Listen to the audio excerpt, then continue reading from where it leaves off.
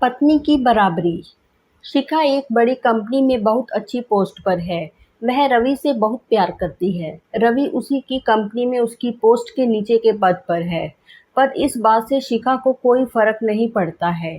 साथ ऑफिस में काम करते हुए दोनों को प्यार हो जाता है। दोनों साथ साथ उठते बैठते हैं। फिर दोनों सोचते हैं कि शादी तक रिश्ता बढ़ाया जा सकता है। रवि शिखा को बताता है कि मम्मी पापा तुम्हें देखने आ रहे हैं, तुम तैयार हो ना? तब शिखा कहती है, उसमें तैयार होने वाली क्या बात है, मैं जैसी हूँ ठीक हूँ। रवि ने कहा, मेरे मम्मी पापा पुराने ख्यालात के हैं, तुम ऐसा करना, कल जब वो आए तो सलवार सूट पहनकर आना। फिर अगले दिन दोनों फोन पर बात करते हैं। तब रवि शिखा को कहता है कि तुम कोई दिखावा नहीं करना, जैसे अपनी गाड़ी में नहीं आना बल्कि कैब से कॉफी हाउस में आना। और वह इतना तक कहता है कि पापा सैलरी या पोस्ट पूछे तो तुम मेरे से नीचे वाली पोस्ट का नाम बता देना। इतना सुनकर शिखा एकदम शॉक्ड रह जाती है। वह रवि से कहती है, ये तुम क्या बोलते जा रहे हो? मैं क्यों उन्हें गलत बताकर अंधेरे में रखूं? तुम्हें इस बात से क्या दिक्कत है? फिर वह कहता है, पापा को कैसा लगेगा कि उनकी बहू बेटे से ज़्यादा कमा रही है? उनके मन में विचार आएंगे कि तुम मुझ पर दबाव बनाओगी। अरे यार, ये सब जो तुम सोच रहे हो वो तो बहुत गलत है। जबकि तुम तो मुझे जानते हो, मुझे इससे कोई फर्क नहीं पड़ता कि तुम्हारी सैलरी कम है।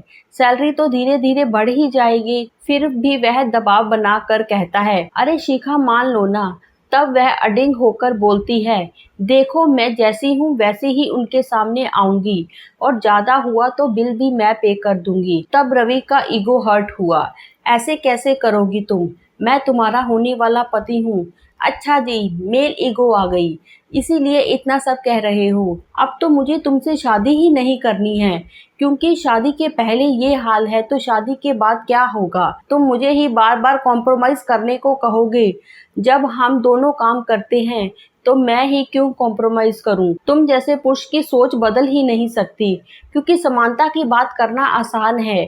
कोई औरत आपके परिवार में आपके सामने समान रूप से खड़ी हो जाए तो अहम आ जाता है। अब समझ गई, बराबरी वाली बात ही नहीं है तुम में, क्योंकि बात करना आसान है। यहाँ ऑफिस में जी हजूरी तो कर लोगे, पर वास्तविकता में स्वीकार कर पाना बहुत मुश्किल है ना रवि। माना कि मैं शादी के बाद मैं तुम्हारे अधीन हो जाऊंगी। तुम्हारे साथ शादी करके मैं अपना नाम तो बदल सकती हूँ, मगर मैं अपनी पहचान नहीं खोना चाहती। आज से अपने मन से मुझसे शादी का विचार निकाल दो, क्योंकि घर की औरत बढ़ते हुए आपको अच्छी नहीं लगेगी। जनाब, सीधी सादी लड़की को ढूंढिए जो आपकी जी हजूरी करे। इस तरह शिखा ने खुलकर इस रिश्ते के लिए मना कर दिया, जहां बार बार पुरुष के पीछे चलने के लिए उसे मजबूर होना पड़े। आजकल समान अधिकार मिलने के बाद औरतों को पीछे रखा जाता है, चाहे कितनी भी अच्छी पोजीशन में क्यों ना हो। पुरुष वर्ग अभी भी झिझकता है कि उसकी पत्नी पैसा पावर के कारण आगे ना बढ़ जाए और वो पीछे ना रह जाए। उम्मीद करती हूँ ये स्टोरी आपको पसंद आई होगी। हमें अपनी राय ज़रूर बताएं। कहानी पसंद आई हो तो चैनल को लाइक, कमेंट्स और शेयर ज़रूर करें। चैनल पर आप नए हैं तो चैनल को सब्सक्राइब ज़रूर करें। धन्यवाद।